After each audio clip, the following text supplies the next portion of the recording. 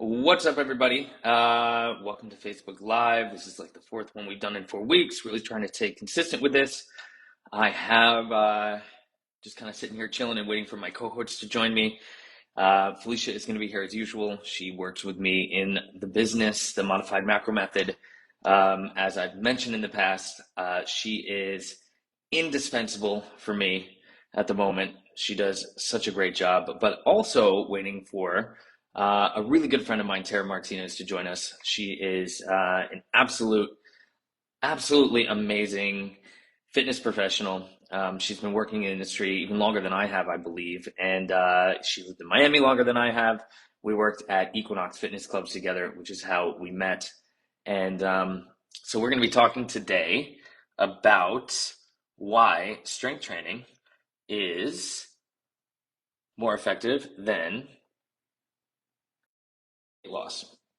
It's absolutely true, and this is a huge myth, and a big thing that I see all the time, people doing shit tons of cardio to try to lose weight. And there's a few reasons we're going to talk about today on why that is not the best approach. Hi there. Hello. What's up? How are How you? are you? We're doing good. I'm doing good. Like there's more than one of me sitting here. Just kind of going over what we're going to be chatting about today and telling everybody a little bit about Tara, who I don't see on the call yet. So we're just going to send a message and see if she's on her way. But that being said, what's going on with you today? How are things? Good. Things are good today. It was raining here earlier in San Diego, and the sun's out now, so that's nice. I see Tara, so we're going to invite her. Perfect. Can I? Oh, here we go. Or she can ask to join. Yeah, it's the first time she's ever done it before, though. So, invite group members to watch. No, that's not what I want. Bring them in the video. There we go. All right, sending an invite to Tara to join. Should bring her in. Have you ever met Tara in person, Felicia? Not in person. No. Hi. Hi. What's going on? How are you? I've heard about you a bunch. Yeah, same. Have you guys same? Ever communicated in person before, or is it the first time? Didn't you host a yoga or something like that over COVID, or did you host a workout or something, or am I confusing? I've hosted That different? many There were quite COVID workouts, for sure. I think that we did one of those, but okay. Yeah. Tara and I did a lot of other things besides workouts during COVID. Yeah, well, you had to pass the time somehow. Yeah, for sure. No, we are fitness professionals, but most fitness professionals really like to party as well. It kind of goes with the extreme personality that it takes to do this job. And this is not the topic today, but we can make it a topic one day. A lot of people that are in the fitness industry, I have found, are doing this because they are trying to find another way to tame their addictive personalities. Sure. Right? Yeah. And the adrenaline rush you get from having an addictive personality. So anyway, I'm going to jot that down as another topic. I think for most of us, we don't realize until it's already actively happening that is what fitness does for us, Sure. Yeah. Especially group fitness, because, for me personally, it's difficult for me to clear my mind in things like yoga, or meditation, which are what everybody tells you to do, and what I use with my clients as well to help manage anxiety. But for me, to clear my mind, getting in front of a class and teaching like a HIIT class, or getting on a bike and teaching a cycling class, or even like power breathing, like pranayama, really just heavy power breathing where you're just almost hyperventilating. That's what clears my mind. The overexhaustion, overexertment, and the energy. Doing something that is, you have to give your full concentration to, Sure. right? So it clears your head. It's not the most relaxing thing, but it is what it is, and we all do what we do to help manage our anxiety and get us to the place where we need to be every day. So anyway, tell everybody a little bit about yourself, Tara. Like your fitness profession and why you're here with us today. My fitness profession. you said it pretty well on the ad, and you're like, well, she's a manager for a national chain that shall remain nameless. We can fucking say Equinox. Oh, we I just can didn't say want to it. put it on the Okay. ad. I don't care Yeah. anymore. What are they going to do to me? I am a group fitness manager and educator for Equinox. Nice. I choose to stay on the group fitness side with them. But, you know, on the training side of my life, I did that for companies at one point and then decided I should be focusing on doing that on my own. Nice. Really. Yeah, but you can't very well flex your group fitness muscle on your own so effectively, you know what I mean? Like, and I think that teaching is a calling. So for me, when I joined Equinox, I had a successful LLC, but it wasn't completely fulfilling me. I didn't feel wholly myself, and unless I could hop into the classroom. You know, I mean, the most present I ever am in any environment in my life is if I'm either with my loved ones or in the classroom teaching. Like when you talk about like your meditative states, yeah, it doesn't always have to be so calm, does it? For me, it's like sort of laced with, you know, Raja, they would say in the yoga room, but just because I feel very present when I'm confronted with a group of members that are there to work out with me, you know, so it fulfills me a lot. that's great. Yeah, but I mean, as fitness is concerned, it's, you know, it's a passion. That's what brings most of us to the industry, you know. So I have a question for you, and I know that you don't have your LLC anymore, but I'm not sure if you're training clients anymore, but you know, the majority of your clients that you were training, and I know you had actually a variety, were you working on, you know, strength training, competition prep, weight loss? You know, what was the balance there? I've kind of run the gamut, and also, and I'm sure you can relate to this, Russell. In time, my focuses started to change. And because of that, my demographics started to change as well. I started to kind of like pick a more narrow lane to get into. When I trained like on the corporate side, I had every version of client you can think of. Many of them came to me for weight loss. For some of them, it was just simply because they were having difficulty hitting their better wellness goals, and they had been taking classes with me and didn't perceive me as a salesperson because they met me in the classroom instead of on the strength floor. So it just made me like more approachable and accessible to them. And hey, this pesky last 5 to 10 pounds, I'm having a hard time with that. Or hey, this strength goal that I have, like, I think I need some professional help with that. So it was sort of all over the place. And then when I went out on my own, I made some decisions about what I found I was what makes me most successful as a coach. Like, which cases am I really making the greatest impact?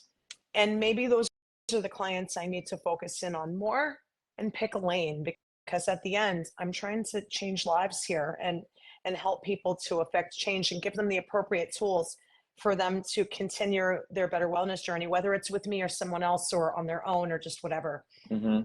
So that was kind of what it was, almost like the decision was made for me in a sense, you know. I've trained plenty of bodybuilders. I've coached lots of runners. I've helped people to hit, you know, goals like, hey, I want to run this marathon. You know, I recently helped somebody to qualify for Boston, and that felt really great. But at the end, I much prefer to train clients that are looking for sustainable lifestyle change so that they can really hold on to their better wellness and have quality of life as they get older. Like that person who's not as concerned about what they look like in the bathing suit as they are about whether or not they have proper posture and balance. And what is it that's going to prohibit, like, you know, the little lady who doesn't need to lose any weight at all from dealing with, you know, crippling osteoporosis, things like this. So, those were the focuses that I started looking at as I became a more tenured fitness professional.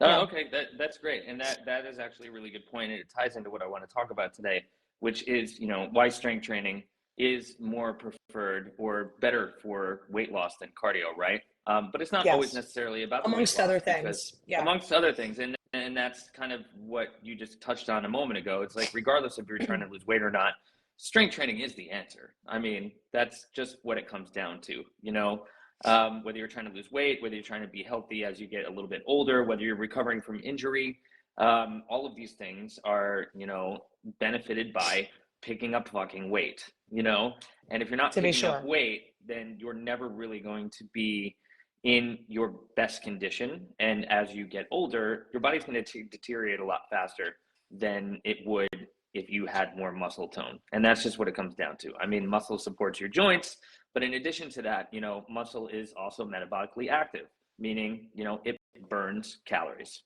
even at rest. So the more muscle you have, the higher your metabolism, right? So that being said, just to make sure that we stay focused on what I really want to talk about today, because, in what I'm doing right now in the modified macro method is I am training weight loss clients for the most part. I have a couple of people who are trying to put on muscle and don't need to lose any weight, but, for the most part, most of the people in the program that I'm working in with right now are weight loss clients. And I use a combination of strength training and diet to make sure that they achieve their goals. But the beautiful part about it is usually when they're done, they continue on with the strength training aspect of it, right? And a lot of them have come in never doing this before because they are in the mindset and the myth that I have to do as much cardio as possible. I have to burn more calories, because I ate this, or I have, the ability to eat more calories because I did this many calories on the treadmill. By the way, those numbers that you see on the treadmill that tell you how many calories you burned are fucking bullshit. So it's the most inaccurate thing ever. Let's just say right off the bat, one thing I want to say about losing weight, if you're trying to lose body fat, is do not think you can eat 300 more calories because the treadmill said you burned 5, because it's just not accurate, right? Get rid of that whole idea in your head about the balance of I did cardio for this amount of time so I can eat this many more calories. The trick is to find your caloric deficit, what it is based on your body composition, and then stay there for a certain amount of time and then bring yourself back up to maintenance calories, right? So I just wanted to throw that in there real quick. I can do a whole other Facebook live about that. But, tell me some more things that just, come to the tip of your mind about why strength training is more effective at, helping people lose weight than jumping on and doing 30 hours of cardio every week. The cardio is not lasting. It's like you're only burning calories while you're actively doing that cardio. It does not stay with you. It's not like, okay, so don't we all want to work smarter than harder, no matter what it is that you're doing, no matter what arena you're in, regardless of the path, you want to work smarter and not harder. So look, I could delegate an hour to cardio where I'm going to spin my wheels and exhaust my energy system and potentially even flip myself to a place where I'm pulling these, the caloric burn from the wrong areas, which is probably also another conversation of its own, to talk more about that science. 30 different legs, right? Yeah, for sure. I have a whole list of things I want to do Facebook Lives on, and we could spend hours on it, but Sure. But look, if I spend that hour working on my muscle development instead, I might not actively burn quite as many calories whilst I'm lifting. However, I'm going to continue burning calories after I'm done with that workout. And if I treat that process the proper way, and I happen to, make sure that my dietary regime is in tandem with what my strength training regime looks like, at the end, I'm going to really bolster what my system is capable of doing from a passive perspective. What happens when I go to bed at night? How many calories am I, really capable of burning when I'm in a resting state? And the cardio is not going to help you with that. It's just not. That comes down to strength training and what it does for our energy system. It's a lovely little thing called epoch, which I love to use that word with people because I don't know, for some reason, I like the way it rolls off my tongue. Excessive post-exercise oxygen consumption. It just sounds nice, right? Yeah, and what that is exactly what you're talking about, right? It's the afterburn effect, where your body is forced to take in more oxygen to recover from the workout that you're doing. And what this does is, again, it speeds up your metabolism because your body has to work harder to recover from the exercise. And, lots of studies have shown that strength training leads to a greater total amount of calorie expenditure compared to cardio alone, right? Another thing I want to talk about is the fact that if you're relying solely on cardio or mostly on cardio to try to lose weight, it's possible. Don't get me wrong. Like, you can lose weight doing cardio. You are burning calories. You're going to have to work, again, a lot harder than a lot smarter if you were lifting weights, right? You're not developing muscle while you're doing this.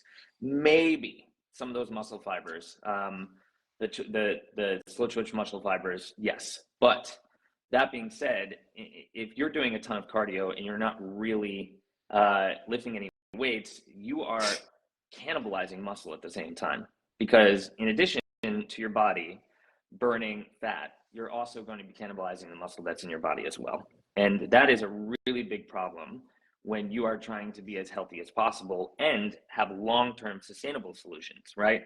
Because what happens when you get to the end of the weight loss journey that you're on, right? And you've lost all of this 10, 20, 30 pounds that you're looking to lose, but you don't have any muscle at the end of it, you know? Well, at that point, the whole house of cards comes down. You know what I mean? Like, you have to work harder nutritionally also. It really does. Yeah, truly. Like, if you're weight training, your food becomes fuel and not just joy. What I've found in the past, and if this has not been your experience, then tell me, but it's been mine. The cardio queen that tracks exactly what they're burning on the treadmill and then decides that they can go ahead and put it back in the tank through additional food later. Often it's not the proper food, right? Because they're not really truly learning enough about nutrition to make sure that it works in tandem with what they're doing at the gym. The weight trainer is more concerned with the fuel because they need that fuel. Like, there is a tendency for the weight trainers to learn a little bit more and make it a point to learn a little bit more about what they're putting in their body. Whereas the cardio queen is frankly going to have to work a whole lot harder, nutritionally speaking. They really are. Like, their abs are only going to happen in the kitchen. Those abs are not going to happen at the gym for the folks that are like, hey, the guy who got on a treadmill and then I just watched him get off a treadmill and get on a stationary bike. And then I just watched him get off the stationary bike and get on an elliptical. And as it turns out, he just did 3 different things, but they all just did the same exact thing for his body. He didn't trigger a different energy system. It's a waste of time, right? That's not efficient function right there. And to the previous point, I want to work smarter and not harder because time is currency, right? Yeah. So all wonderful points. It's funny that you mentioned jumping from machine to machine, because I see people doing that all the time. All day. And it can be because, all right, I'm bored on this machine, I want to go to another machine, right? And if you're using cardio to try to lose weight, then maybe that's one of your reasonings behind it. But I think that for the most part, people think if they're going from the treadmill to the Stairmaster, or the Stairmaster to the elliptical, they're getting a different workout, right? So that's not what's happening at all. Like, if you want a well-rounded workout, if you want to make sure that you are hitting all of the muscle groups in your body, you're developing strength, stamina, and the ability to just do the shit that you need to do in your life, including improved bone density, joint health, and overall functional fitness, you're not going to get any of that from doing cardio. In fact, going back to joint health alone, if you're running all the time, say goodbye to your fucking knees, right? Say goodbye to more than your knees. More than your knees, yeah, your know knees, a little bit hips, about my lower history, back, the hips. Yep. And don't get me wrong, there's nothing wrong with running, but I do believe that just like with everything else that you do, you need to do it in moderation, right? We talk about the 80-20 lifestyle. I absolutely think that if you enjoy cardio, that 80-20 lifestyle should apply to cardio as well. 20% being the cardio and 80% being strength training. So if you're splitting up your week and you're sitting here listening to us and you're like, but I really like running, or I really like being on the elliptical machine, like, it gives me a great feeling. People love the adrenaline rush, right? Do it. There's nothing wrong with doing it. But if you're doing it in place of strength training, then you're not going to get all of the benefits that you're going to get from lifting weights. And it's not just weight loss, performance in daily activity, preventing age-related decline. All of these things are things that people don't think about because we're all living in the moment, right? And especially with social media and Amazon, and the way that we are now programmed to expect everything to be instantaneous. Yeah. I want to get what I want as fast as possible, regardless of what's going to happen afterwards or what the costs are. So I think it's really important to try to make people understand, and I try to make my clients understand, that even though they're in a 90-day program with me at the beginning, it's not just about getting there as fast as possible, right? It's about making sure that we're doing the right things so that when you get to where you want to be, or even halfway to where you want to be, you have the tools to keep moving forward and keep the results that you've gotten. And again, I keep bringing you back to fat loss because that's what I'm working on with my clients, but there's all these other amazing benefits that come from strength training. So we need to kind of like break people out of the instant gratification mindset. Well, also in the long run, it's not sustainable. And like I see, because I like cyber stalk you. You're one of my besties, so I cyber stalk you, and I see like what you're doing with. Yeah, I do, of course. Like I'm one of your fans, lovely. So I see what you're doing with your clients, and what I see, they see a weight loss program. I see a training model that helps them with sustainable lifestyle change, so that they're not just taking off the weight, but they're actually managing a better wellness journey that will take them to the end zone, right? And so at the end, they're learning all these lessons that are going to keep them on the right path in the long run. And that does not happen overnight. And it does happen through baby steps, sustainable change. Look, I could help somebody who's never worked out before and who eats junk to lose 10 pounds in 1 week, just like that, just by asking them to give up drinking soda. Like, stop drinking soda, you'll lose 10 pounds this month. Like, that's all it would take. But like, once that month comes to a close, they will never lose weight at that rate ever again. And they are going to lose their patience level. And there's a good possibility they're going to jump right off the path. So what you're doing instead is teaching them something that might take the weight off slightly more slowly, but they're going to keep that weight off, provided they actually take the lessons and integrate it into what their lifestyle looks like. Habit in terms change. That are very reasonable and realistic. Habit change. Right?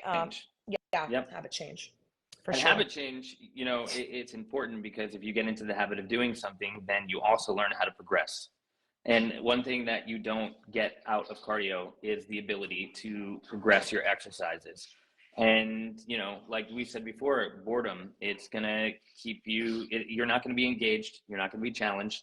And you're going to get tired of it after a while, right? No matter how much you love cardio, if you're doing the same thing over and over every day, it's going to have a strain on your psyche, right? But when you're doing strength training, there are so many different ways and modalities and exercises and styles of training, powerlifting, bodybuilding, functional training, like kettlebells, you've got dumbbells, we can go on and on and on. And the way that you can put these things together in different functionalities and different, what's the word that I'm looking for? Oh God, I hate when words escape me, especially on Facebook's lives. Sequences, right? Sure. It can keep you engaged and focused and prevent you from getting bored with what you're doing, which in the long run is going to get you what you want. One thing I want to mention before we leave too is that the long run is really important, right? And I can tell you 100%, if you've never lifted a weight in your life before and you're interested in going into a weight loss program, whether it's my weight loss program or someone else's, I am never going to promise you that you are going to look like me in 90 days or even in 6 months, because we have been dedicating ourselves to this lifestyle and to working out for years and years and years. But it doesn't mean that you can't develop the healthy habits that are going to get you there eventually. It doesn't matter how old you are, right? But there needs to be realistic expectations. And, to circle back to kind of, come to the conclusion of what we're talking about today, realistic expectations are not jumping on a treadmill and expecting to lose weight in it for it to stay off. It's just never going to happen.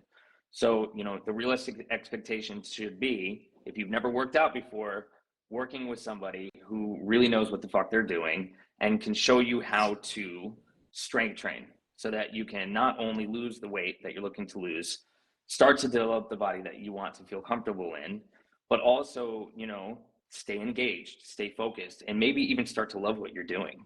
because a lot of people hate working out. Interesting when that happens, isn't it? And it's that they actually people hate working oh my out. God, turns out I love this. This Who is knew? kind of fun. Yeah. I can swing a kettlebell without throwing my back out. You know, a lot of people don't think it's fun because they think they have to stand on a fucking treadmill for 45 minutes every day. And I don't want to do that either. I most certainly do not want to do that. Not at all. You know, just to kind of wrap it up a little bit here, because we do only have 30 minutes today. You know, strength training is not only effective for weight loss, it offers all these numerous other health benefits and long-term results. So you need to incorporate this into your fitness routine. It's going to help you be stronger, leaner, more resilient. It's going to keep you from getting bored. And it's, you know, it is the answer to losing weight combined with lifestyle and dietary changes that are implemented in a way that you're going to be able to change the habits in your life. So don't try to do everything all at once. Take things one step at a time. But these are the things you need to incorporate in. And if you don't know how to do it, that's what we're here for, right? So, you know, if you are looking to take your weight loss journey to the next level, and you're interested in talking about how to get there, no pressure. I really just like having conversations with people. Drop the words "my turn" in the comments or DM those words to us if you're not comfortable putting it below, and we're going to have somebody reach out to you. We do complimentary consultations so that we can really figure out what you need, where you are, and what it's going to take to get you to where you need to be, right? Last thing I want to say, cardio is still important. Yes. We've been bashing cardio the whole time. It is very important to get your heart rate up. Your heart is important. It is a muscle. You need to exercise your heart as well. And the way that you exercise your heart is through cardiovascular training.